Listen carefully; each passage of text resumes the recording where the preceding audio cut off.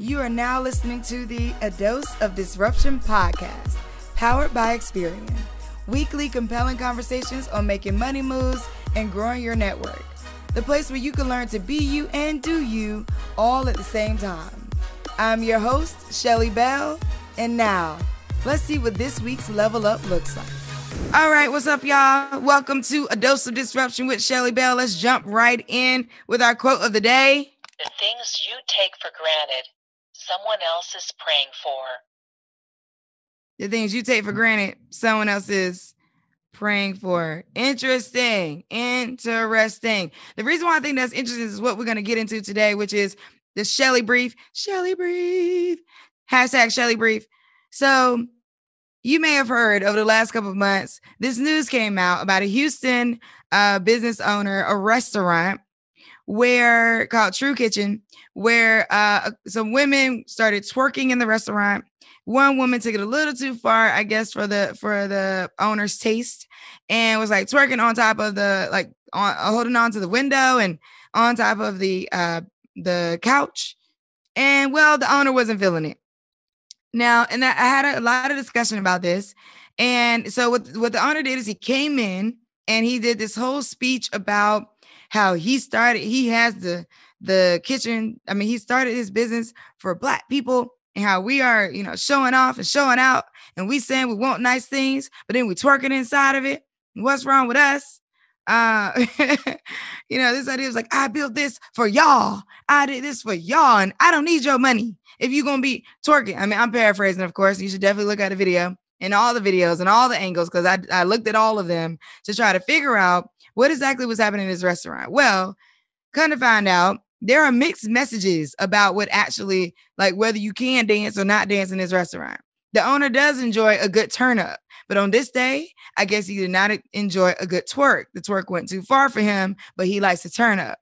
There was a DJ who was playing twerk music, which was throw that beep in a circle. Okay. Now, how do you expect for women to sit down while you're playing loudly during their dining experience for them to throw their asses in a circle? I have no idea. Now, in any restaurant that I'm in, if you drop, from the most prestigious restaurant to the most, lowest grade restaurant, if you drop Back That Ass Up by Juvenile, I am liable my booty is liable to shake. Out of my control. It might just shake on its own. I might have nothing to do with that, actually. Like, it's not me, it's my booty. It just did it. I didn't ask it to. I tried to control it, but it just, boom, boom, it jumped, it dropped. So there's a lot of conversations about this where, yes, this man was passionate about his message and did not want people twerking. And he did, to his credit, go over and ask them to stop several times. Also, it was about 3 tables. So this was like it was like a moment, across the room with 3 separate tables that didn't appear to know each other. It also wasn't just like one girl took it too far. I think that he could have de-escalated the situation by playing a different song, a different music. He had a DJ playing. He could have decided to put on Frankie Beverly and Maze at that point, Before I Let Go, which is the key Let's Go Home song at the club.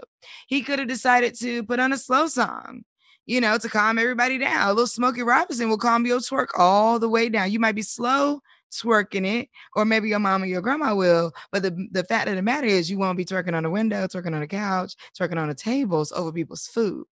Now, considering that this was COVID, like we're in a quarantine, quasi quarantine right now, it also was interesting that nobody was wearing masks, but whatever, you're in a restaurant, I think that's the case. They also were fairly close together and not wearing masks, but then him standing up and yelling over the room was also him yelling over people's food, and projecting in a way that also looked a lot unsafe. Okay.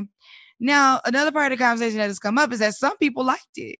Some people like that he put these people in check. Some people like the respectability politics speech around like, hey, I can't believe you're doing this to us. I can't believe y'all are acting like this in front of people. In front of who? I don't know, because it was all Black folks. But ultimately, twerking, how dare you? However, twerking is a part of the culture. And if you created anything for the culture and you put a DJ in there and you play Back That Ass Up music, then you what and you have these amazing cocktails on the menu. I'm not exactly sure what he wants us to do. However, I do think there's a historical trace of respectability politics here that says if you should quote unquote act right. And so, I think it's great for if people didn't like it, then yeah, now he's gonna get the clientele that he wants. The people who won't twerk when they hear throw that ass in a circle. And if that's the case, then great for him, because now the follow up to that, and the reason why I wanted to mention it is because his restaurant is now thriving. So if anything, he should be thanking the girls for twerking in the restaurant, because now he has lines around the corner, wait lists, all kind of things to get into this restaurant. And I think his signal of like, you shouldn't be twerking or you should be acting like, was great for people who lean into respectability politics and want that kind of atmosphere. So, hey, shout out to the women who were enjoying themselves. We all been at home.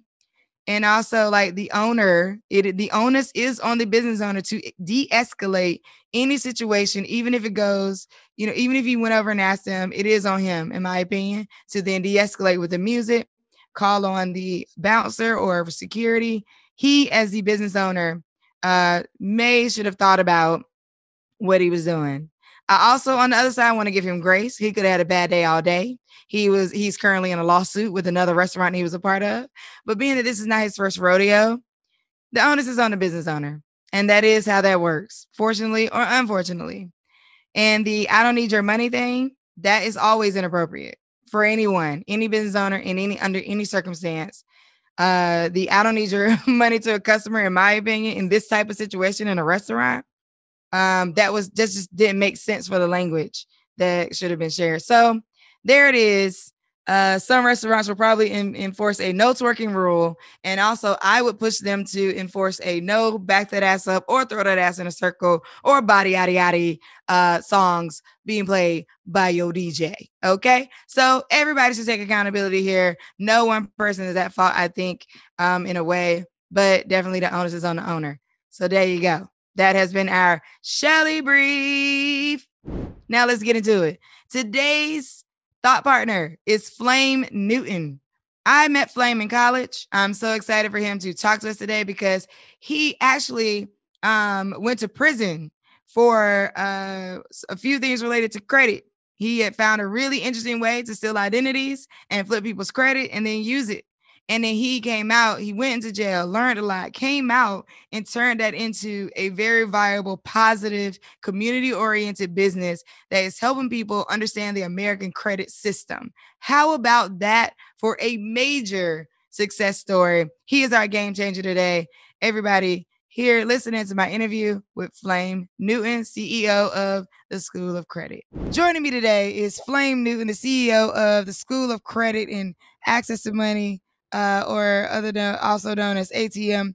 I'm so happy to have you here. We met in college. And like I've said, like, just you always been Flame is right. Is Flame your real name? What's your real Flame is a government name. Really? Flame. Well, that was the right name. Flame is a government name. Okay, that's the right name. Yeah, because that exactly expresses who you are. Trailblazing, leaving the world on fire, bringing your energy to every space, flipping stories like you like the one you just told, and really expressing like how people can look at things differently. So I want to get into your story because it's an interesting one, and I'm sure nobody out there has ever directly heard from someone that has stolen someone's identity before, right? And especially not in the way that you decided to flip your life around and move it into like teaching people about the American credit system. So let's just get into it. Tell us about where you started with this. Like, where did you start on this journey? Man, it's so much. And first off, before I even begin or utter any other word, I want to say that you look marvelous, right? For Thank one. you. Two, that for me and for you, I'm so excited to where you're at, right? And to everything that you brought to the game. Because this whole game of is life is called a game. And you've been a big contributor to this part of life. And right now, I'm gonna give you your kudos for it because Thank you, man. everything. I appreciate that. Um, Well, with my game of life have struck us down many roads. Like I always talk, I say that sometimes you could go down curvy roads, sometimes you could go down hilly roads, straight roads. Sometimes you could go left-hand turns and go down the dirt road, chalky roads, pothole roads. They're all different type of roads that you can travel. But the moral of the story is that you're traveling down a road, and when you're traveling down these roads, it doesn't matter what road that you decide to travel. That is called a journey. And throughout that journey, there are things that you call life, which happens in that journey, which changes the redirection of your life, whether it's positively, negatively, or whatever have you. But there are things that happen in your life that can redirect it. Well, I traveled down one of those roads, and those roads happened to be a bumpy road. It was a curvy road and a hilly road all combined in one. And that was that I knew a lot about the credit system, the American credit system, that is, to a point that where I used to navigate my way through getting information, right, by utilizing this sector of life. Now, let me show you about this sector of life, and you're going to notice if you have kids at home, and if you got any kid, or if you maybe have been the kid, right, and that is the most dangerous person in the world. And let me explain that kid to you. That kid is called a why kid. And a why kid always asks the question, why? I was a white child. Yes. So there's nothing that you can ever say to that person that is misunderstood, is not captivated the right way, that person won't say the word why. You can't tell them anything because they want to figure out the root of it all, right? And unfortunately, I was the why kid, right?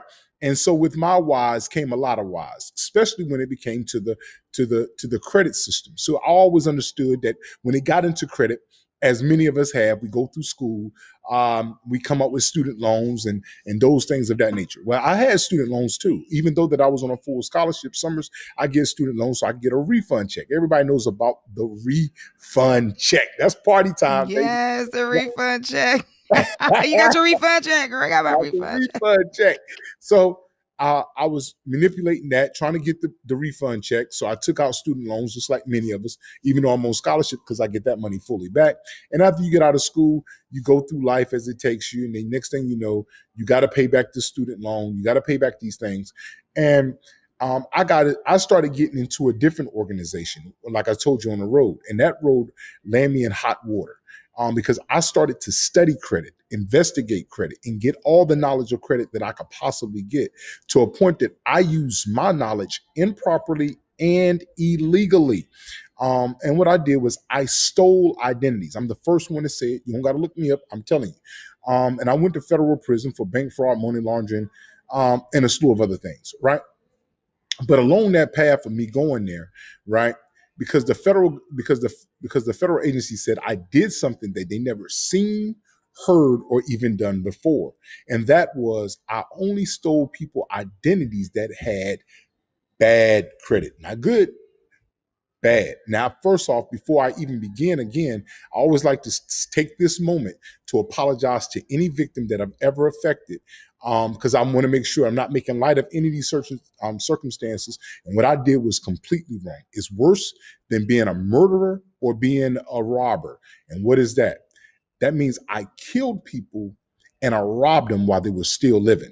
So that's a whole different ballgame. That's why I don't take anything light with that. But moving forward with it, as I continued through it, I went through this part that where, even though I was fixing up these people credit and I was doing these things, I got my knowledge directly from the sources.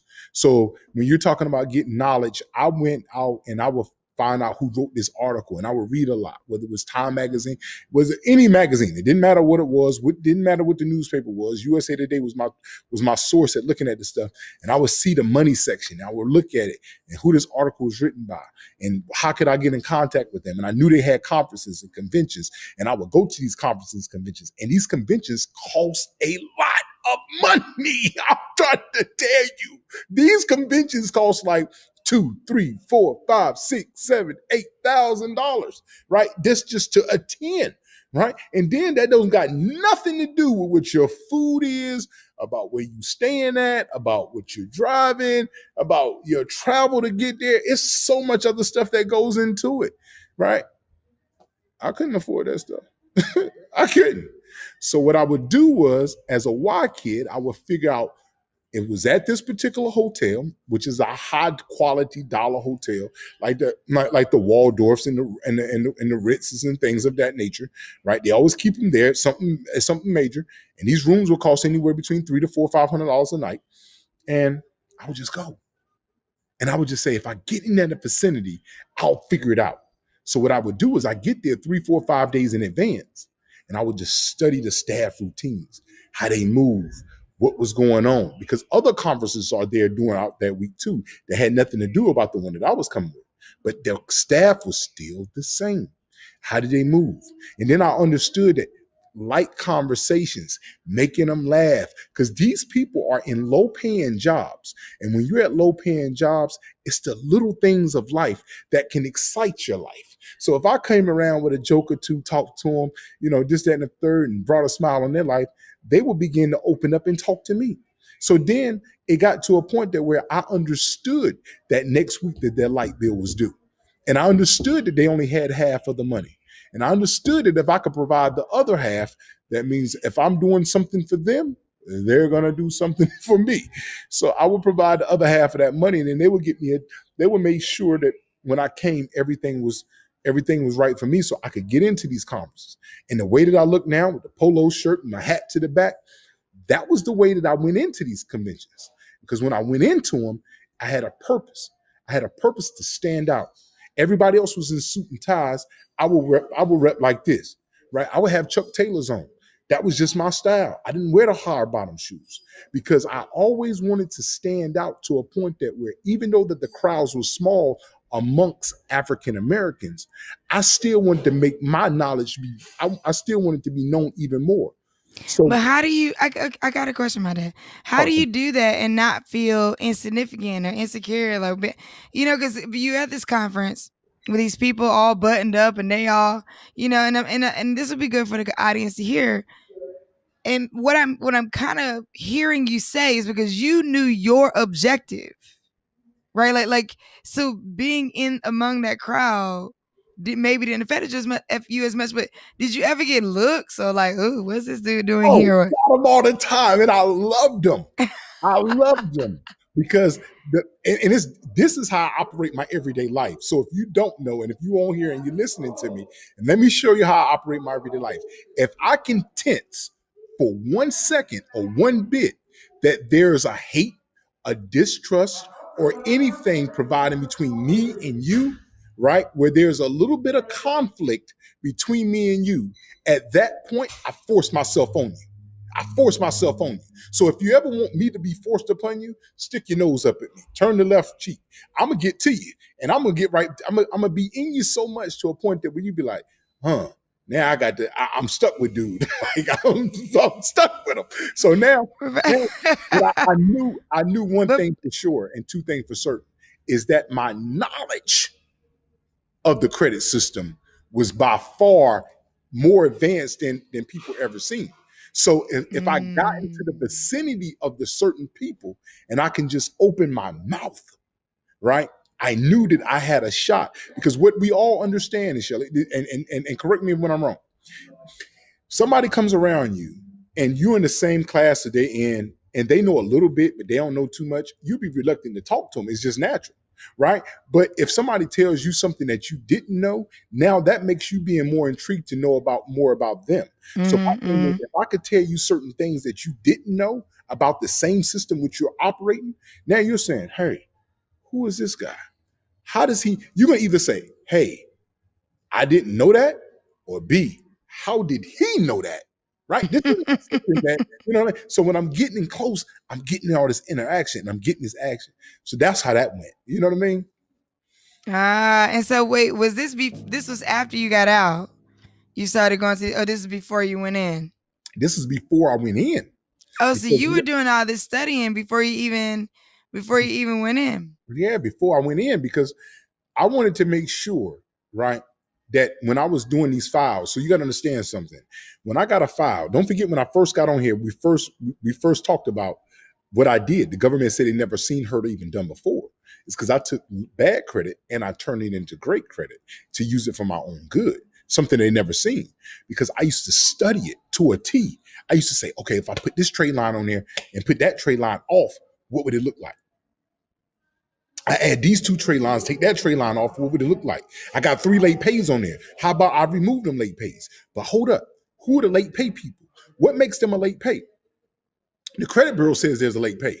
So now hold up. If the credit bureau says a late pay, the credit bureau said, hey, it's not up to us to say it's a late pay. It's from the creditor. Hold on. So the creditor says it's a late pay, but hold on. The creditor sold it to a third-party agency. Now, the third-party agency got to say it's a late pay from the original creditor, but the original creditor ain't got the paperwork because they gave it to the third party, and the third party gave it to the credit bureau. I said, oh, in life, I always know when there's too many people involved, I can find a loophole. I love that. I love that. No, that's so real. Oh my God. So, okay. I know you have 5 pillars, and I want to make sure you talk about them because speaking of the pay and the payment, and that gets into part of your purdi, your 5 pillars. So tell us about it. First off, let me make something clear on here today, right? Today was an all-time great day for me, right? And let me explain. I got to share this story. I want to get it out of myself. Please, go ahead, sure. Right? Is that I got a call today from one of my best friends ever in the world, right? I created them as my best friend. Let's let that be known, first of all. They don't even know they're my best friend. And that's a different story. But this person works at FICO, right? And they are high up. They wanted the highest up, right? I just say that much, right? They called me today because what I did was I gave them my book to look over it because I was looking for an excerpt in the back of the book, right? I want them to talk about whatever it is they want to say about me, about the book.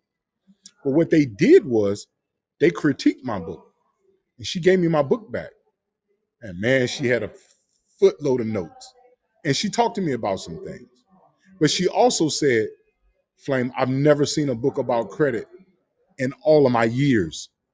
And I've been working at FICO for 32 years. So first off, so she says, the information that you got in this book, people should dream about getting it. So the consequences, the places that I went to get this information, the loopholes, I mean, if you can say it, I'm hanging on the side of a train, sneaking in. Like I'm telling you all of these things for one example to show you the limps and the strengths that I went to go get this information for you. So listen, what we getting ready to do right now is we about to take about the flame 5 pillars.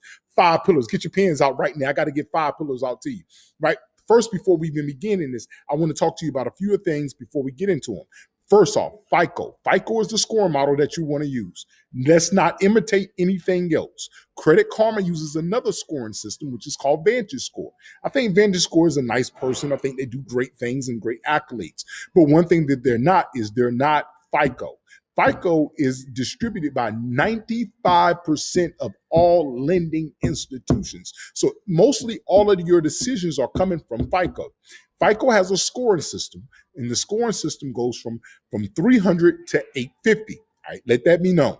So that means there's 550 available points within their scoring system. 550, right? 550 points. So we're going to share you today about my method of how you max out those 550 points and try to get your highest score available, and also talk about the difference between the scoring modules, and also you're going to understand how Flame looked at it pertaining to the profile. Why did he take bad credit as opposed to taking good credit? When you finish this, you're going to understand, right? I'm from the South, and from the South, we say this thing, right? If it's a female, if it's a car, if it's a house, a dog, it don't matter what it is. We just always say, that there is purdi, right? Purdi. Like purdi was saying, woo, that's a beauty, right?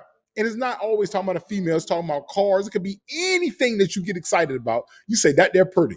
And so what you're going to understand today is Flame 5 Pillars introducing the purdi system, P-U-R-D-I. The first pillar is called pay history, right? Pay history. Now, the way that I want you to understand how Flame looked at the credit report, I'm always saying my name so you can understand from my vision of how. The how is the why. Understand the why. The why is, instead of you being the person that is asking for credit, I want you to reverse the roles and be the person that is issuing out credit. So if you're giving out credit to someone, what the first thing that you want to know is, hey, when I'm gonna get my damn money, when I'm gonna get my money back. So the first pillar is called pay history. And pay history represents 35% of your score. And out of the 550 available points, that is 192.5. All right. So when you're dealing with pay history, right, I'm not going to get into no long dramatic definition. I'm just going to say this. Do what you said you gonna do. That's it. Think about what I said now, people. Do what you said you gonna do. That's it. And over to the people out here. Hey, to the people that's in the back, do what you said you're gonna do. That's it. You know what I mean? So that's the first pillar. Pay history. Do what you said you're gonna do. The second pillar is called utilization. Utilization is based upon how much money that you borrowed as opposed to how much money that you paid back, right? Now, where you want to be at is you want to be between 1 and 12%. You want to have a low utilization. Notice I did not say one word, the word that everyone's so stuck on. And what is that word? That word is called zero. Everybody's so stuck on, I'm debt free. Debt free means you're broke. I'm gonna tell you that straight up. Every person that I've ever met, every person that I ever met that was debt free, dead broke. So you ain't gotta owe nobody. That's cool. And you know what debt free says? Debt free says, listen, I know some of you Christian people can get mad and write me letters, but only thing I'm doing is putting on what he put on my heart. Because y'all always he put it on your heart. Sometimes he put it on my heart, right? So since he put it on my heart, I'm going to tell you right now that when you get to your utilization and you got that and you're at zero, you got to get in the game. And the game is stating that if you're not in debt to anyone, you're not in the credit game. And there's no way that you can win the game without being in debt. But there's a difference being in debt properly or improperly. See, a lot of y'all think y'all in debt. Y'all in debt. Y'all in debt improperly. You know what I mean? So we're going to get properly be in debt, right? And you want to be between 1 and 12%, right? And that is 30% of your score, which is 165 points, right? Moving on to the next pull. I got to move. It's called relationship. Yeah, that's right. That's right. I said it. Relationship. Y'all didn't think I was going to say it, and I said it.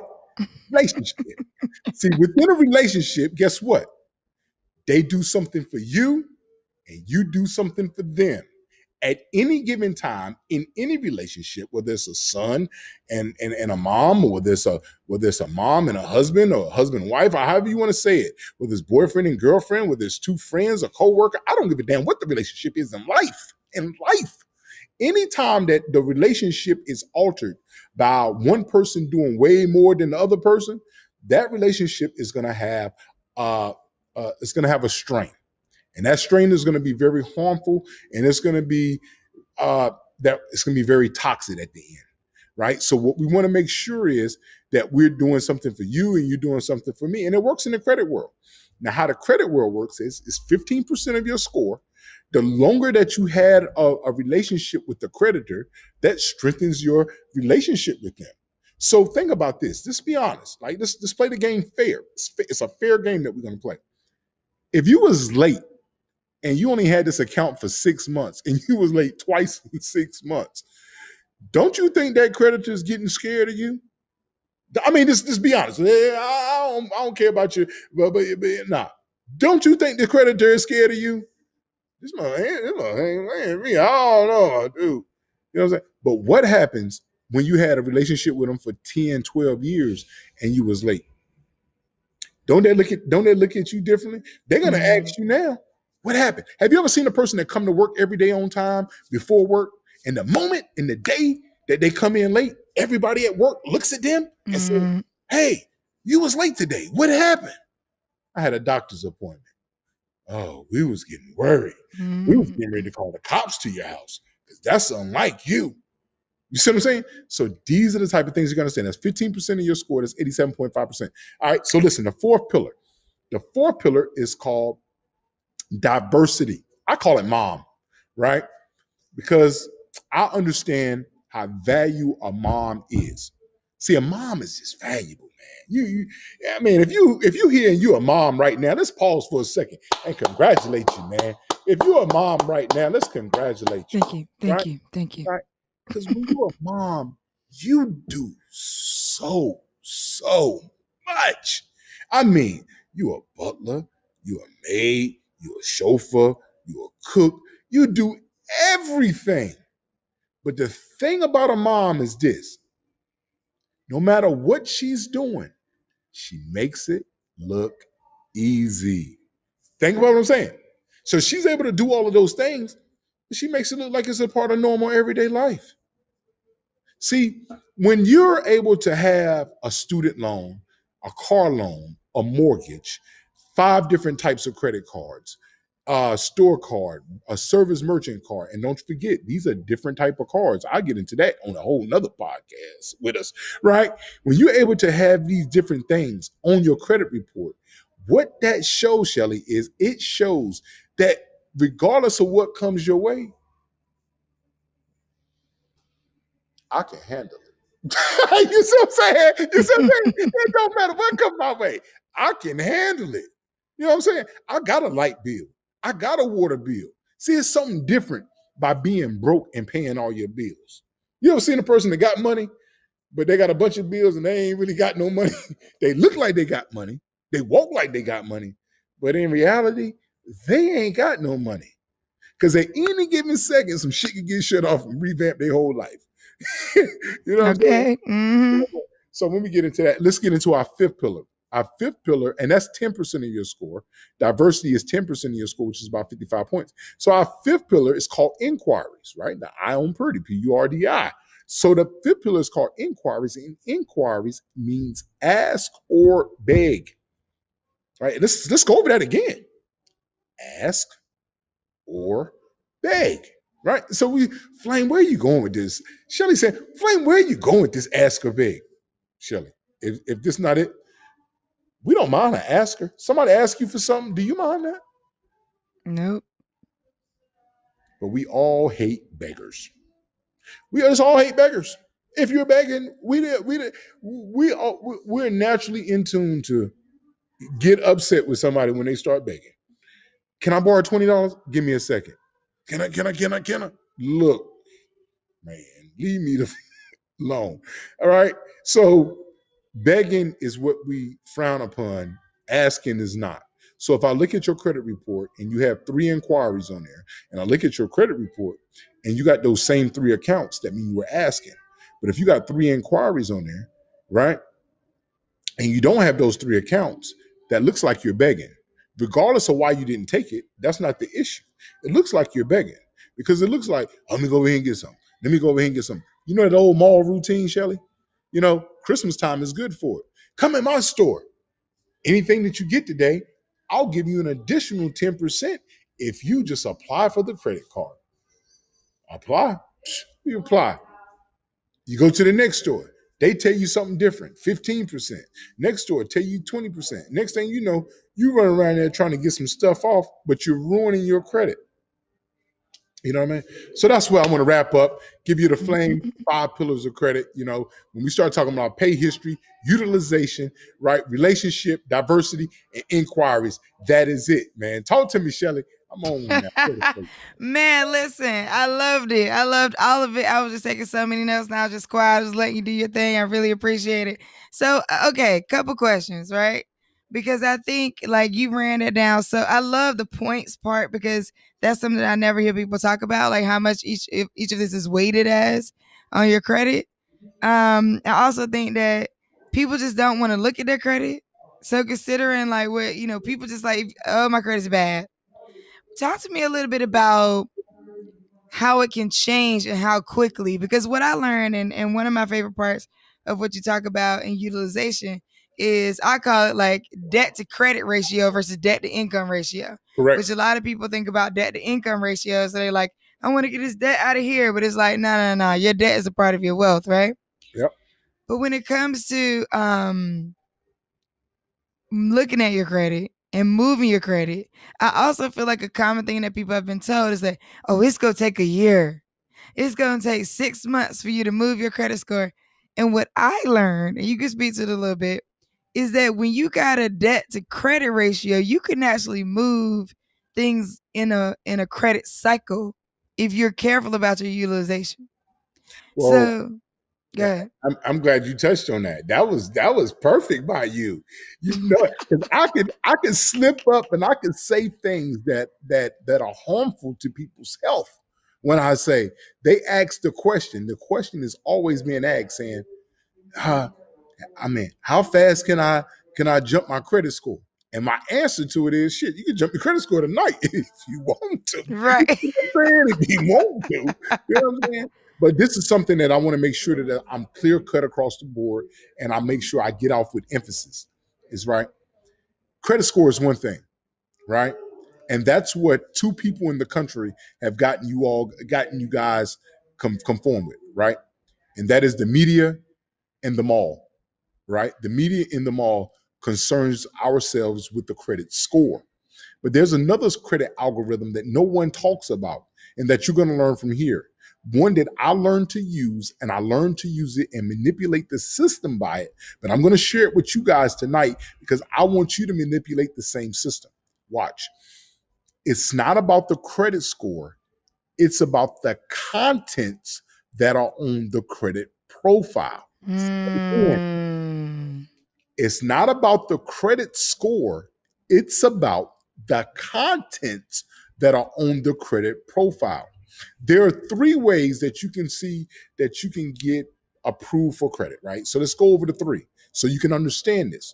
Number one is that you have what you call automation, where when you put your computer in online, it'll do something for like 30 seconds and come back with an answer, right? That's automation, right? Number two is where you have an underwriter.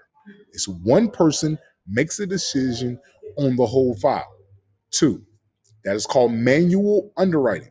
Number three, this is called TU, which is called team underwriting, where there are a group of individuals that take different sectors of your credit profile and make a decision about you. So what we always want to make sure that we understood is that when we go into it, that we covered all three bases. Under manual underwriting, these things must occur. So if you look onto your credit report, which you can get at myfico.com or Credit Check Total, right? Gives you a FICO score. And I always talk about those, right? No affiliation with them, no money out of it, nothing. I like them and I like to share them with you, which is creditchecktotal.com or myfico.com. I like to talk about this one. But see, the thing about it is when you go get these credit reports and you look at it and you see everything that is on your profile, do you know that all banks are not weighed the same? So for your credit, all the banks are not weighted the same. they're not weighed the same. So pertaining to your credit score, the banks are weighted the same. But when you start dealing with underwriting, when you start dealing with manual underwriting, team underwriting, and individual underwriting, they're not going to be weighed the same. Show you why. We all know, right, that in college football, I like using college football, so I'm going to use it. College football had a team, right, that went 12-0. Did not lose a game. Went to the bowl and did great. Then you also had another team that had two losses and won a national championship. Now, how does a team with two losses win a national championship over a team that is undefeated? Because of the quality of the opponents in which they faced. So when you look at your credit profile, you got to look at the quality of opponents in which you're own or a part of or which you have.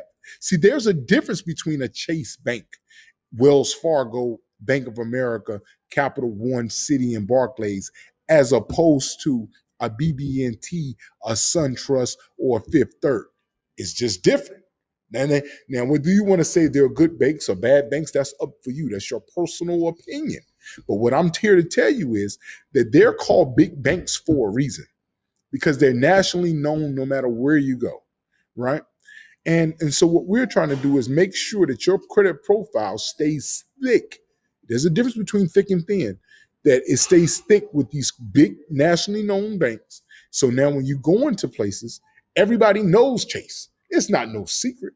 But if you're going to get something done in Arizona from something in Ohio, they might not know who First Bank and Trust of Citizens Bank is, but they know who Wells Fargo is.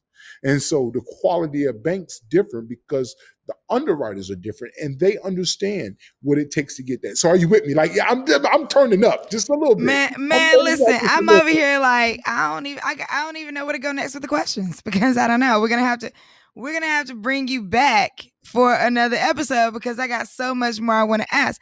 I think one of the things that I love about the way that you talk about this and the way that you teach it is you are zooming people out. So people have gotten so zoomed in, right? On like you said, the credit score and the pieces of debt and the like, oh my God, I owe things and like, oh my God, my score is low, that they cannot think about the game. It's almost like everybody is so focused on the ball itself that they can't make a play. Yeah. So they're like, oh, the ball, its laces are not, not laced correctly, and the ball has this weight on it, and the ball, everybody's focused on looking at the ball so closely that they didn't even realize that this, somebody's about to come bulldoze them over in the back, so it is. But knowing that the ball is a part of the game, right, and that there has to be strategy across the entire field and every player on it, right? Like that is a whole nother way of thinking about this. And so I love that perspective that you bring and that you push people to like, nah, back up. Like back up from what people keep telling you. Back up, get behind the line. And you're saying that correctly because what happens is a lot of times the people that are getting their information, they're getting their information off of somebody who got the information off of YouTube, who got the information off of a place called Google. And what happens is a person dresses up in a suit and tie, they get in front of a camera and they repeat something off of what they heard off of Google, and they interchange certain words to put bigger words to make the words sound bigger. And then when you're sitting up there, you say, oh man, he's a guru. But then, so like I heard people say, well, Flame, ain't nobody ever heard of you. You're not in the, nobody knows you in credit repair. I said, they don't. I don't care if they know me in credit repair. That's not my thing, right? I said, but guess what? Guess who do know me? The people at FICO, the people at Experian, the people at Equifax, and the people at TransUnion. When I walk in the building, I yell my name. They said, who's here to visit? I say Flame. I don't say Flame Newton. I don't say Flame this, that, and the third. I don't say the guy that was about credit. I say one name. I say Flame. And when I say the word Flame, I got 2 or 3 people coming out of the office to greet me to come in. So that's not. If I did it to brag, maybe I did it to brag. I need to quit. Let it brag. Let it brag. Because you know what? You did something that nobody's ever done before. You know what I'm saying? So, and was it on the path that was not so great, but what you did was you discovered something, right? And I just think it's phenomenal how you've been able to flip things and move and like really, really dig into this, man. And when your book comes out, I'm gonna be the first one to try to get me a copy. So let me know for sure. But we're gonna definitely have to have you come back sometime to talk about some more of this because I feel like we could turn up all night talking about this because it literally is. Can I leave one more? One more? Yeah, go. You got it. I was talking to the underwriter one time, right? And he told me something that y'all need to take heed on. What he told to me, he says, Flame, if I ever see someone that has a collection of a light bill in their name, I would never approve them, no matter what their score is and no matter where they at. My next question to him is, why? His response to me was, if a person doesn't have the decency or the respect to keep the lights on at their house, I know for a fact that they're not going to help to keep the lights on at my house. I said, oh. I had to love it.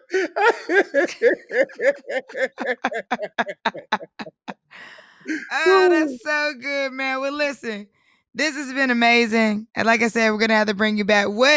where should we find you? Where should people go and find you online or wherever? Follow you, get more credit tips, be ready for the book drop. Where should people find you? Well, right now, you like I tell people right now, on social media, I'm only on one spot, which is Facebook, and you can find me at Flame Newton.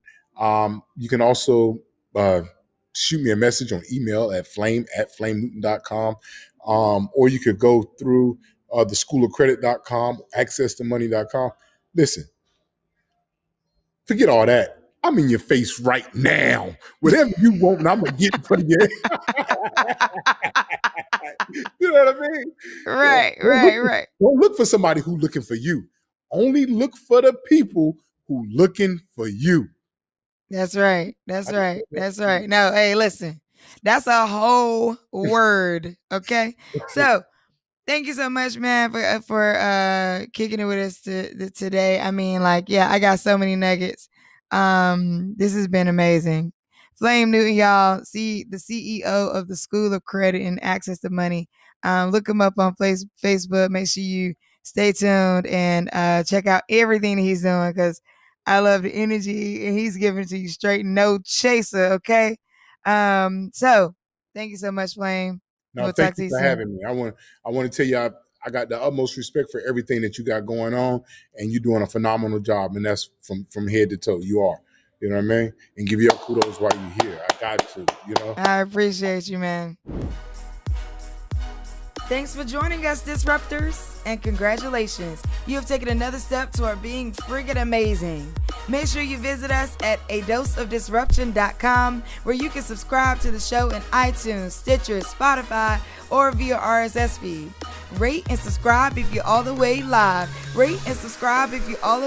That's right. Tell a friend, rate and subscribe to keep us all the way live. Come back next week so we can disrupt some more shit.